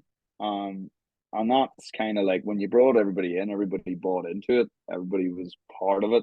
We didn't have friends outside of our circle. So you were Yeah. very quick to build these bonds. And our family members, like wives, girlfriends, partners, all like a little community. Um, and that's who That you helps, mate, socialize though, with. doesn't it? Yeah. Massive, massive. Like, some of my best friends are that group. And that's just what I know. And it's been amazing. Like, we've been, how many weddings we've been to, or bridesmaids and groomsmen for different ones. And, it's just amazing that we've had those sort of experiences. So viewers and listeners, mate, will recognise the names that have come through the ranks. So it'll be the Simmons lads, Slady's still Jack Noel, Capstick's there now. Dave Ewers made his name at Mm-hmm. Exeter. Um, the list goes on, doesn't it? And what you have managed to create there. So how is it when you're building that team, guys? How do you keep a lid on it? How do you keep everything calm and going in the right direction? Well, I think we were very quick to not go, so we're going to win everything straight away. So, like, bring you back to what I said about Rob. He was like, as long as we're better next week, we can build. So it was like a slow burner. We're like, right, we're going to be better next week, but make sure by the end of the season, we'll win the thing. That's not realistic. That's just not going to happen. So we were quick to go. Our first goal was stay in the Premiership. Achieve that. We achieved that. The next season was, let's see if we can finish better than we did the year before. Yeah. Then the next season is right. We finished reasonably well. Let's see if we can make that top six. Let's see if we can get that Heineken Cup spot. So it kind of became achievable goals. So we made the Heineken Cup. It was like, right, we got to the Heineken Cup, and I was like, realistically, we're playing Leinster in the first few games. Let's make sure we are better for the experience again. Should have beat Leinster. Leinster beat us. They were the champions. They beat us 9-6 in Dublin in our first ever Heineken Cup game. We had a bit more experience. We win that game. So, and that was basically Ireland we're playing against. Brian O'Driscoll, Gordon Darcy, all the boys, Johnny Sexton, they're all playing. and that was our first experience of Heineken Cup rugby. Um, and then you play Clermont the next week. So we were getting to play against some Just as big, easy. big teams. Well, Clermont at that stage were a rock star team, and you're getting to go to the Stade Michelin, I think it's called as well, and you're sitting going, "This is not per Thames Bees we're playing at now." So those experiences were phenomenal, and Yeah. but we were better for them. Yeah. 2 years of Heineken Cup rugby, we're like, right, win the LV Cup. Game our goal. Because we knew we had to win a trophy. We've been now 5 years at it. Right, let's see if we can get one a trophy. And again, just winning a trophy makes you feel better. We then start attracting a couple of international players into the squad, and we started making the squad better. They come in, buy into it. Dean Mum came in. He was fantastic because Mumsy came in. He probably thought his Australia career was over, but he came in with over 40 caps for his country. And I remember Dean coming in, going, "Wow, Dean Mum, thanks the Chiefs." I was in awe of him, and there he is, my mate. It's like that was the biggest thing. For me, I was always like getting to play against heroes, people that watch on Yeah. TV, and then actually I'm now getting to play in the training room with them. So I was almost like a fanboy as well while I was playing, which was a bit bizarre. Do you know when you come in from them big games, mate? Like, so you mentioned Leinster when you lost 9-6 and you had Stade Michelin. Do you know now you belong as a team? Do you realise this is where you need to be at, and it's where you're at? Well, I didn't know if we belonged because we got a hammering off Clermont, but But I'm you taking plenty. sometimes need I'm that hammering, taking. don't you? Oh, I've had plenty of hammerings off those guys, but probably is enjoyable because then you get to see the whole experience. But look, yeah, that's where you kind of go, right. This is where we need to go, and we had to evolve our game. Our game had to change. We had a limited game plan, but then we started bringing players in around us who could open up our game, and that's when you started seeing Slady started to appear, Jack Knowles started to appear around about 2015, 2016. These guys started to get in around this, like we knew of them, but they were starting to come through. Like Luke Dickey, I remember coming in as well. So Sam Hill was another great example. So we were starting to bring boys in who could bring a different dynamic to our game. And yes, they were young, but they got themselves in, and we kept them in. Well, I say we, they kept themselves in. The coaches kept them in, and they ended up winning the LV Cup. I think Slady played. Slady was the starting 10 in the LV Cup final. A few weeks prior, he played against Johnny Wilkinson when Toulon came. So he got to play in that game, and there he is. The Slady would have been 19, 18, 19, 20. And the experiences that he would have got from that were phenomenal. And Jack was coming in, and these are kids now who desperately wanted to play for the club, and you could just see they were buying into everything, which was only going to strengthen us going forward. The more exposure the younger lads get with yourselves in them big moments, they become more comfortable in the big moments and they think Oh, clearer in 100%. the big moments, don't they, mate? Yeah, 100%. It's all a learning curve, and the best way to experience things is to be doing it. You can study it and look at it from the outside, but unless you're actually living the moment, like there's no way you can prep yourself for going into, well, let's say the Stade Michelin, going in there and everyone going mad and the feeling when they score a try and the whole place is shaking, and you're sitting going, we can talk about this, I can watch it on TV, but it ain't the same until I'm standing here. So those boys get to experience all those sorts of things, and it is useful for whenever you're going down the line. And for us to then have the success we had, I think we ended up with 6 finals in a row. Those were all experiences, and most of those boys played um, in those games. So before we go on to them, mate, because the big games are what everyone plays for, regardless of your level, aren't they, guys? Goal kicking, mate. How did that come about? And did you enjoy the individual challenge, or was goal kicking not a big thing to you, or how did you go about goal kicking? How did you treat it? I took it as my USP. It was my main thing. It was my main selectable.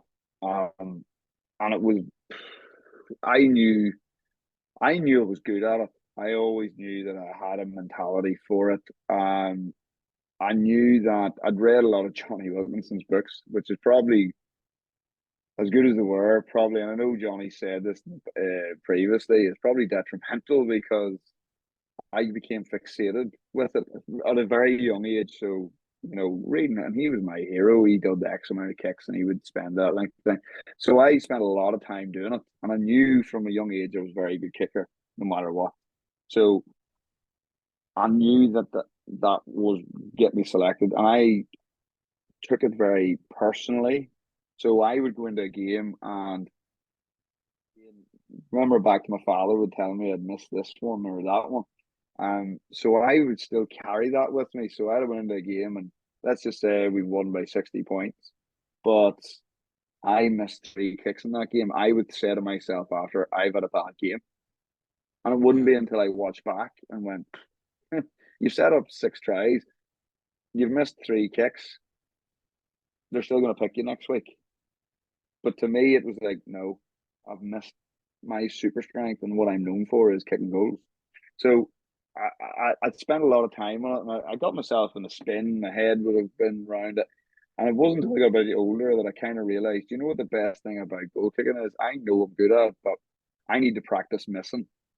I need to practice not being successful at it because I have to do the next one.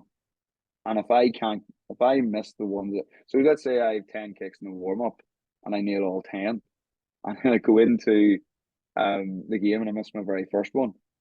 How do I process that? I yeah, always like to miss in the warm up. I could be sitting having 10 kicks in the warm up and I'm 9 from 9. I might deliberately miss it just to go, oh, there's my miss. yeah, So you have to be able to deal with the failure of it, I suppose. And to me, I just enjoyed that was what I felt I was in the team. There was other guys in the team to scrummage. There was other times guys in the team to get their head over the ball and steal the ball. So it was part of what I was selected for. yeah. Because you'll know yourself, mate. Like I've done a little bit of nudging. Sometimes you can hit a ball as clean as you like, but it just doesn't come back where you want it to come back. And you go, "How have I No. missed that?" When you've hit it that well, and other kicks you'll snatch at, but it'll find its way. It's just finding Mm. your process and sticking with it. Well, I think the biggest thing is the win factors and all that. For me, it was like pick a spot. If that's where you want to put it and it goes there, be happy. If it goes over, put the ball where I expect them to put it. That's all you can ask for. I can't control elements. I can't control wind and rain and all that sort of stuff, but I can control that I can put the ball where I want it to go. If I put it where I wanted it to go, if I didn't, then I'd be annoyed. So the big games, then, mate. Let's chat about them. What does the build up to a big game look like for you? So what are them? Because they're not just another game, are they? I know you try and say it is, and you go through the media stuff and say, "Oh, we're just concentrating on next week" and things like that. But it's different, in it, Gareth? It is. Look, of course it is. There's no like. I suppose the best thing for us was the first final we had in the Premiership when we lost to Saracens. So our first experience was, um, and Rob was very good. He'd speak to the media and go, "Look, we're not going to go up here and make this about a day out." Yeah, Now I'm not saying it was a day out. Don't get me wrong; it definitely wasn't. But you could have thought of it as a glorified one because not a it was not a shot to nothing because I think that's wrong of me to say that. But yes, you're in your first final and you're looking around, and we know that everyone that isn't a Saracen supporter is supporting us. We know all these things. The media attention is so much more. You train about it. You try to have a routine. Um, I'll be honest with you, the routine got changed because you're trying to organize tickets. You're trying to organize family, especially for me, flying over. I'm trying to put all these things in place. I don't do that every week. That doesn't happen. Um, you know, you'd have played in the semi final the week before, so there's a lot of admin that goes into a week where, in traditional terms, you would just get yourself ready for. another game of rugby, which is what you're trying to say, but it's not the same. We also, we booked a hotel, and there's a lot of things went wrong with our final logistically. Like even I think, like even getting to the ground, we ended up being I think 40 minutes late than scheduled. So you imagine sitting on the bus and the lads are now going, oh no, oh no, we're not, like I'm not getting my warm up here, so I'm not getting this done. The other thing too is our bus actually crashed on the way there. We hit a taxi, I think. So yeah, because the bus driver realized at the time, oh no, we're late. I need to get the lads there, so he just off he went. So I think he took a bumper off a taxi. Um, we then get to the ground at Twickenham, and nobody could have prepared us for what happened at Twickenham. So you drive in. Remember, everyone's basically supporting us now, supporting Saracens. I've never seen anything like it. People were banging the bus, and that you couldn't have been prepared for that. You just didn't know what was going to happen. So that way, we arrive at the ground late. We get a lot of things wrong, and we didn't show up for the first 40 minutes. You do that against Saracens, it's finished. Like we were pretty much done at half time, and you're kind of looking around the change room. You were shell shocked. Plus, most of us hadn't really been to Twickenham before. So there's a lot of things around it. So in terms of experiences, you need to experience it. Now we could have went and won that game. We could have. And I wouldn't be telling you that you have to lose a final to win a final. But for that experience, like Saracens have been to, I don't know how many finals they've been to at that point. They would have been nailed down. They were on time. We weren't. But I can tell you the next year, we were on time. We were nailed down. We knew what we were doing. We knew how to prep for a week. I knew to get my family sorted with tickets long before, so there's a lot of things we picked up on from our first final. And then was there a certain signing, like you mentioned, Dean, before, where because I know you had sold the dream, and the dream is actually becoming reality, isn't it? The building blocks of gradually getting there, like we've said. Was there a certain signing or a certain couple of signings or a moment where you felt, yeah, we're amongst it now. We've changed. I remember when Jeff Parling came in. Jeff came from Leicester, and obviously very successful outfit. And he'd just come back from the Rugby World Cup, I think it was, when we got him. And Jeff was a really big name in rugby for us. And he came in with a winning mentality, he just spoke differently. He spoke about winning, like really spoke hard. But Dean came in with a really first big, big name signing, but didn't know anything about the league, didn't know, what he was there for an experience. It's a bit like if I went to Australia and played in Australia, I'd go for an experience. It's a bit like what Dean was doing, whereas Jeff was no, this is we're going to win, we're going to do this, this is what we're going to be about. So it was a real nailed on. And I remember Clement giving us a hiding at Sandy Park, and in a Heineken Cup game. And I remember Jeff and a few of us senior boys sat down going, that's just not good enough. We were still in our gear, and we walked straight into the coach's office and said, right, we need to change this, because we want to be successful. And Jeff was the one pushing that. So he got a massive influence on the club. And he was only here did he play 2 or 3 years? I think he might have been maybe two. Yeah, I think so. But Yeah, too. yeah, I think he was only two. But we played in two finals when he was here. He left actually when we won the last final. That was his final game. Well, the first final. Yeah. So yeah, he was only here 2 years. So was that? Would you have done that without a Jeff? Do you think? Do you reckon you felt like you had the license to go and speak to Rob and say, or Ali, and say like, I think we need to do this? I think at the time we had a senior group there. Yes, we had those conversations before, but I think we just we've just taken such a hammer. We got to remember we've taken quite a hammer, and this was actually after we had played in the final. So this was like we'd played in the final, and it was the year after. We'd kind of probably come in going, "Oh, we were in the final last year. We're feeling pretty good about ourselves." We've now got ourselves ninth in the league. Um, Right. we've just been hammered in a home Heineken Cup game, and we were in the final the year before. And you're kind of going, right, the guys are actually just sitting on their hands a wee bit, thinking they're great. We need to snap out of this. I think Jeff was a real cat. Now there was a lot of us senior boys were annoyed And then we went in and said, right, all of us included need to actually go. We need to get our heads around this, or we're going to have an embarrassment season. We then went on I think we went on a 17 game winning streak with 9 bonus points in there. It was like a record. We went in a record in the Premiership, which got us into the final, won the final.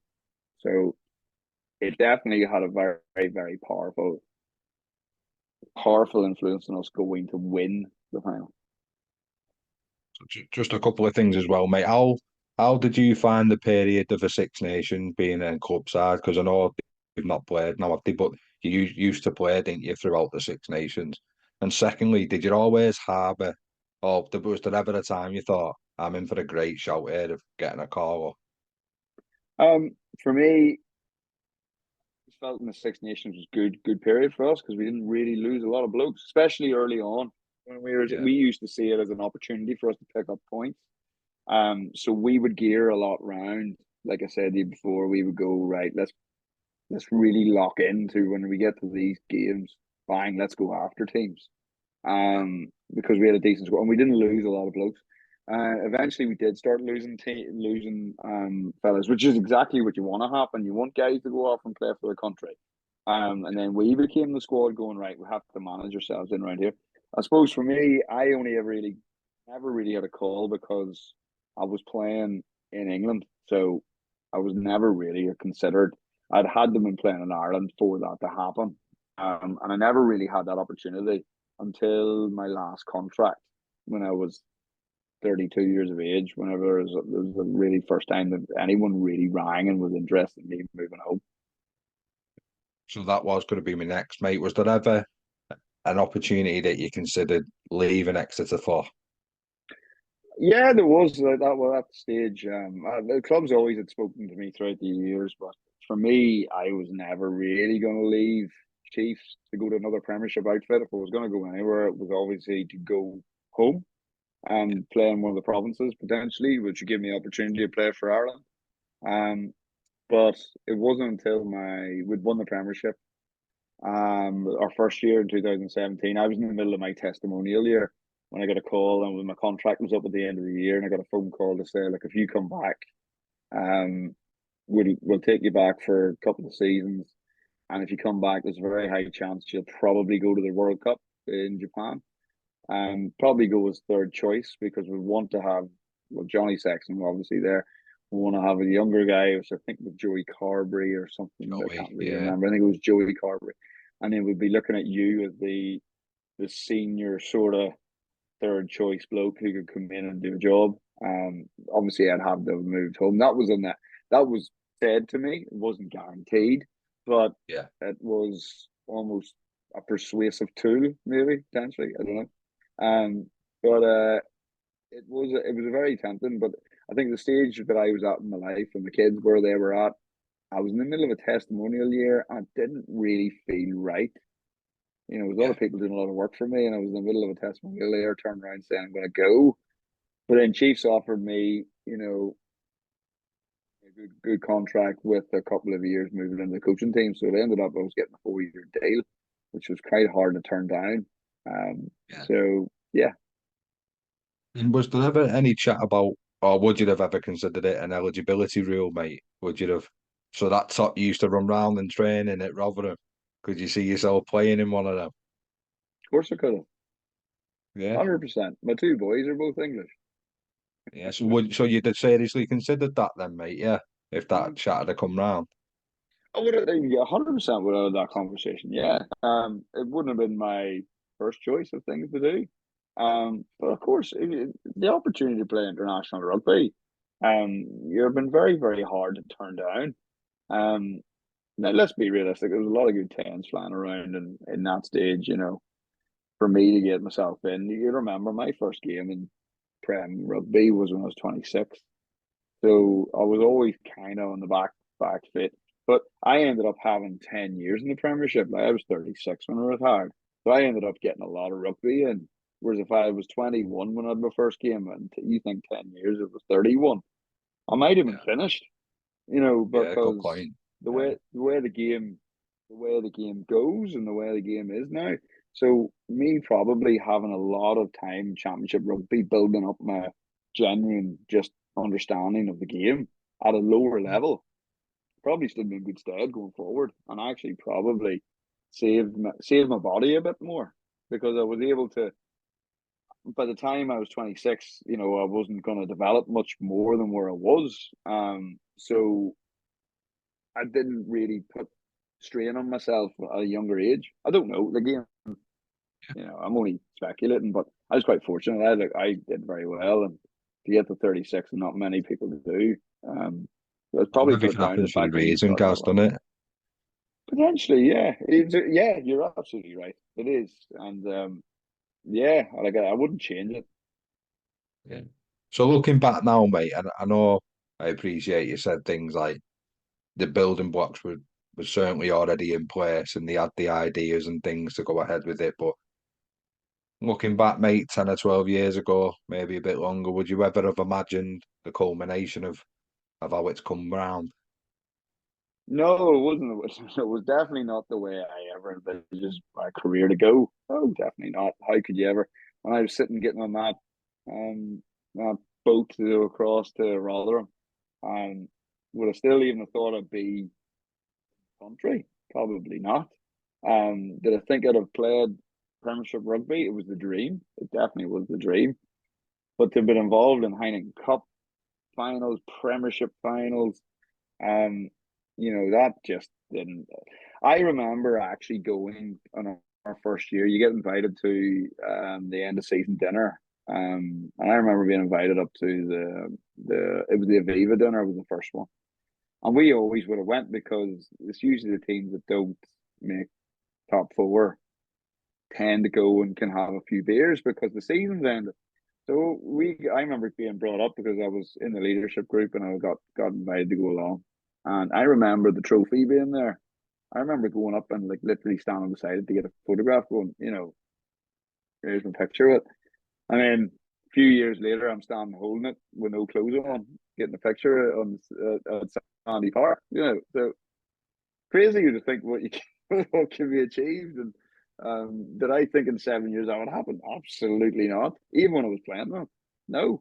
But when you were in the club in the journey, it felt natural that it was going to happen. It was a funny one. I imagine, mate, when you do lift the European Cup, everything just seems again vindicated. All your troubles, all the off-field stuff you had to go through really early on, like we said, sliding door moment. When Mm. you're holding it, mate, and you can see yourself in it, and there's a beer next to you, it must be worthwhile. Oh yeah, it was to do that. Now the only sad bit about that is it was COVID times and there was no family members or anything there. But when you're standing holding it, you've achieved it. And I knew I only had 1 week left in my career then. It was I knew that I was like I had a fairy tale and I finished. Now I mightn't have gone on the field, but I was only 23. That my last two games were two finals, the Heineken Cup final and the Premiership final. Like for me, there was nothing else to do. I wasn't getting captain of my country, so there was absolutely no point in me even considering going. What was I going to achieve out of that? I was 36 years of age. There was boys coming through. All I'd be doing would be hanging on and to hold a tackle bag for the sake of a year.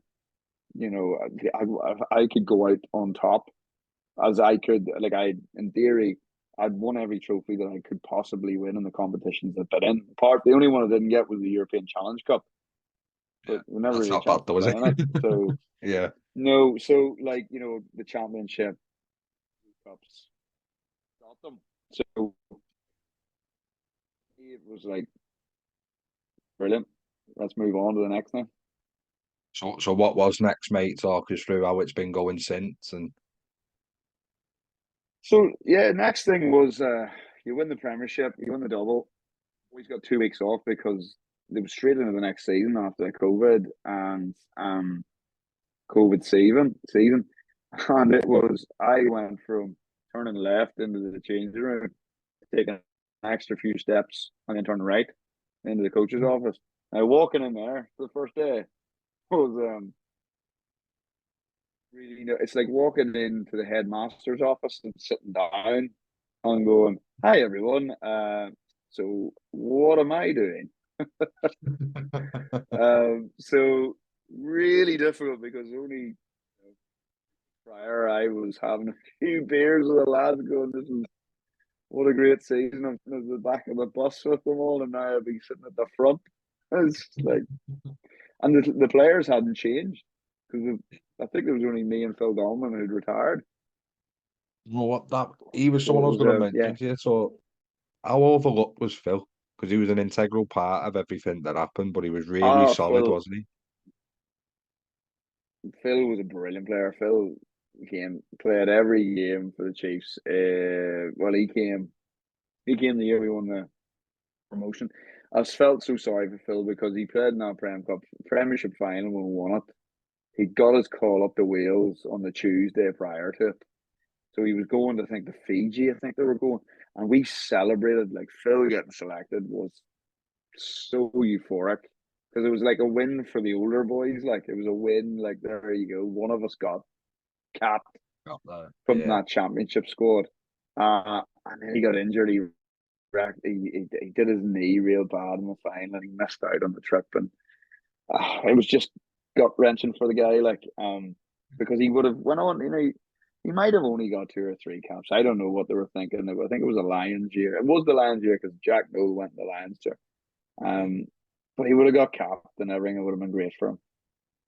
Oh, right. So I've got a few daft questions for you, mate. Go So on.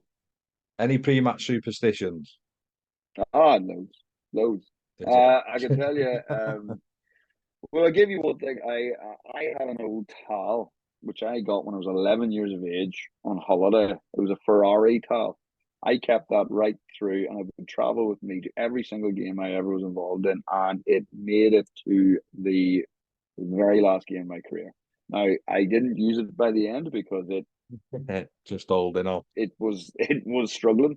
Um, Sad thing is, I don't know where it is now. It's lost. It must be in this house somewhere, but I can't put my hand on it. Maybe it's been thrown out. My wife's probably chucked it out. So the toughest player you played with and against, and the definition of toughest is different for everybody, Gareth. Yeah, so we had a fella at Rotherham. When I say toughest, Henry Faree was his name. He ended up playing for Sale Sharks. He got capped in the end for England. Um, so he used to play six for us, and then with like 20 minutes to go, he'd move from the back row and he would finish the game at tight head. So he was a different animal altogether. And I've never seen a man better over a ball when it came to if you fell at his feet, you returned over. It was as simple as that. He was that good. The toughest one I played against, it's hard to say toughest. I always enjoyed playing against Nick Evans, because I had a lot of admiration for Nick, and top bloke, really top bloke, and would always have a chat with you after the games. And there's a guy who played for the All Blacks, and yeah, I had really good. Not I never people say about toughest opponents, but I always go these are the people I enjoy playing against. So Yeah. Well, that's it, mate. And they've stood out to you on and off the pitch, which is mm. pretty nice as well, isn't it? Excuse me. So your favourite away ground, guys? The other way ground. I did enjoy the Stade Michelin, just as an atmosphere. And I think one of the best moments of experience was when they scored their bonus point try against us because it felt like the place was just Like shaking. earthquake. Yeah, Yeah. and saying that they just scored their bonus point try. I think I've played there 3 times and I've experienced that 3 times. So it's it's yeah, it was a usual feeling you got when you played against Claremont. Yeah, I can imagine, mate. So if you could go back and tell a younger you something, what would it be? I suppose it would be comfortable to make mistakes was the biggest thing. So being able to move on really, really fast. It's something I talk to my younger fellas now whenever I'm in coaching with them. Enjoy your failures as such because that's what's going to make you strong. A lot of them are very quick to go, yeah, but I was 100% and I was this, that, and the other. I said, I'm not really that bothered whether you're 100% because what's going to happen when you're 60%?